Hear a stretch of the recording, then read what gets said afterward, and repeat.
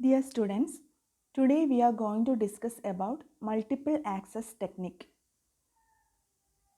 So, let us see. In multiple access technique, large number of users are sharing the same communication channel. You can see here that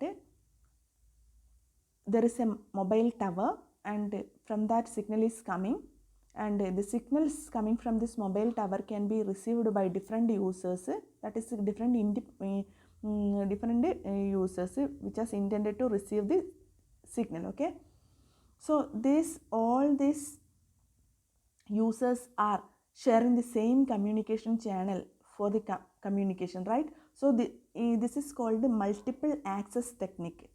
Okay, so the same channel is accessed by multiple users, that is why the name multiple access technique.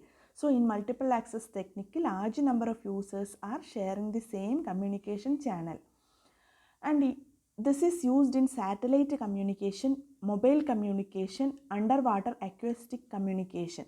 In all these cases, different users can access the channel simultaneously. Okay, the channel may be uplink in satellite communication or a cable or a frequency band. So the channel utilized here may be sometimes in the case of satellite communication it is an uplink, that means from the ground station to the satellite, that path is an uplink. So that is the channel.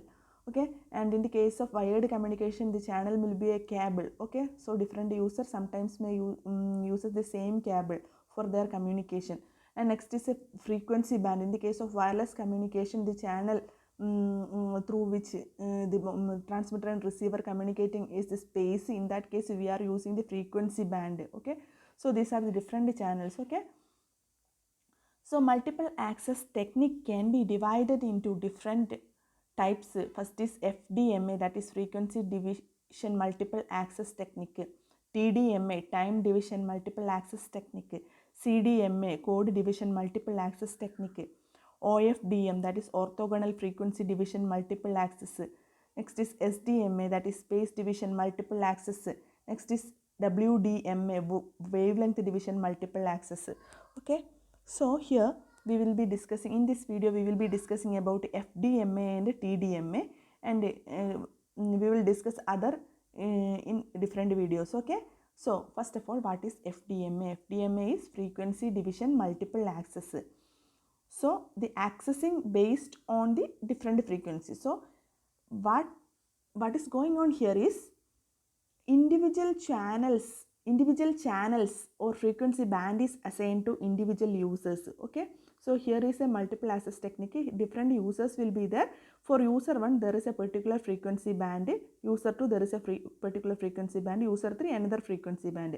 So for the communication there will be a particular bandwidth, and in that bandwidth a smaller band frequency bands are assigned to different users. So suppose here is our bandwidth. Suppose it is in the range of certain megahertz, and that band of frequencies will be divided into different bands. Here it is denoted as band 1, band 2, etc. up to band K, and band 1 is assigned to one user, band 2 is assigned to another user, band K is assigned to kth user. Okay, so this is the way we are dividing the entire bandwidth into different channels or different bands, so that the large number of users can be assigned to this bandwidth or assigned to this range of frequencies. Okay, so what is going on here is that the entire bandwidth is divided into a number of sub channels or bands. Mainly it is used, this type of FDMA is used for voice and data transmission, and the large number of users can transmit information simultaneously, since user 1 is using this frequency and user 1's message is carried by using this frequency.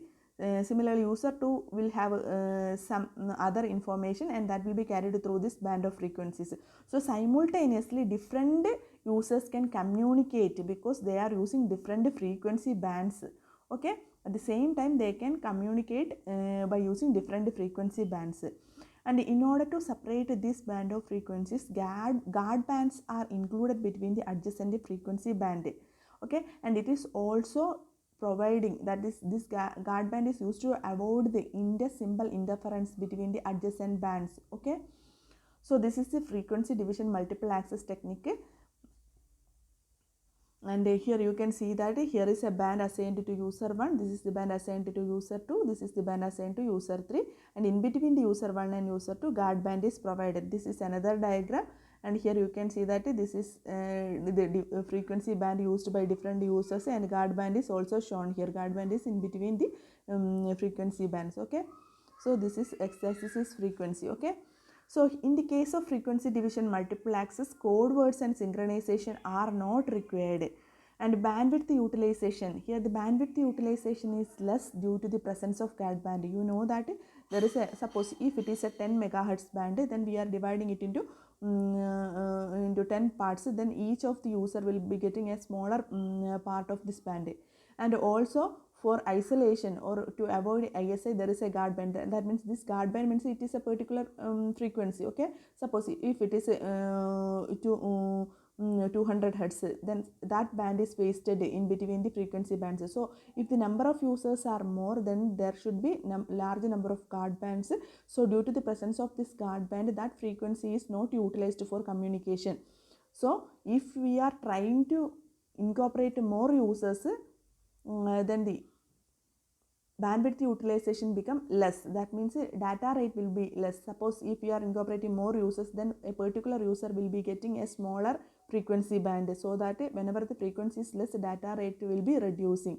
So the overall efficiency or data rate will be reduced. Okay, so in the case of this FDMA, bandwidth utilization is less due to the presence of the guard band, and this type of FDMA is used by the first generation mobile communication, and that uses FDMA. In that cases, voice and data are sent through this communication channels. You know that in the earlier cases, when we are calling phone, we can text, we can send messages.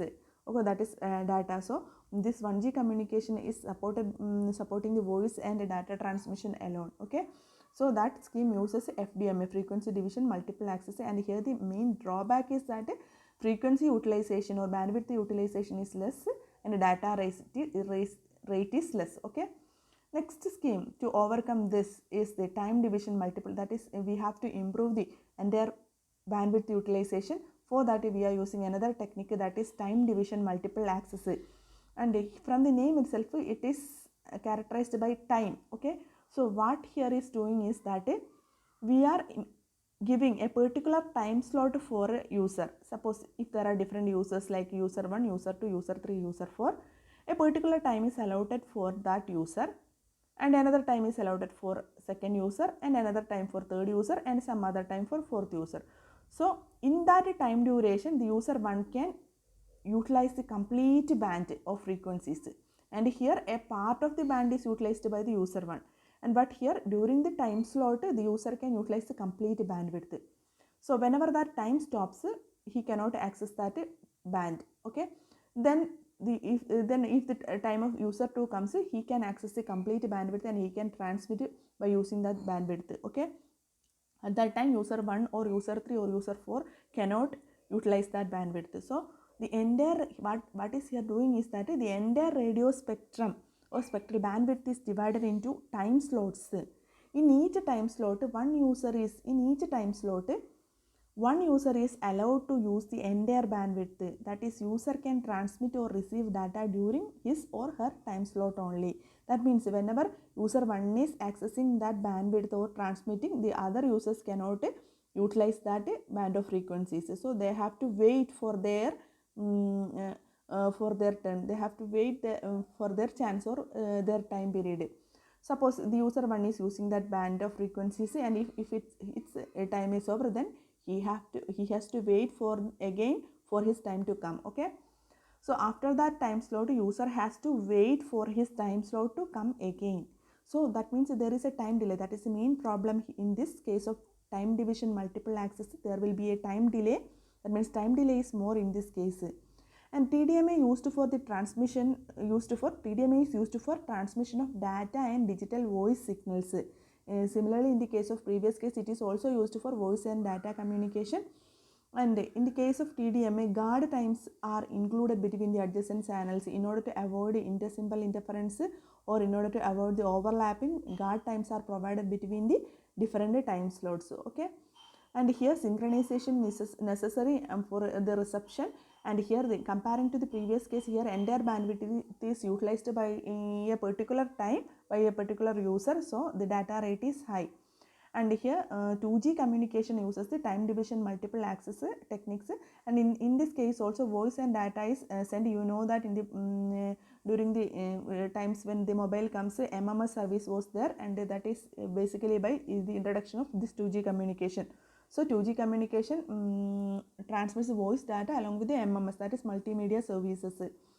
And examples that is using TDMA is other GSM, that is Global System for Mobile Communication, and GPRS, that is General Packet Radio System, and EDGE, that is Enhanced Data Rate for GSM. The previous case when we were during the years 2008 and 2009, when we are utilizing the mobile services for internet, then their signal, that is GPRS, was shown on the mobile screen. So GPRS is General Packet Radio System, that is for accessing the internet, and EDGE is Enhanced Data Rate for GSM.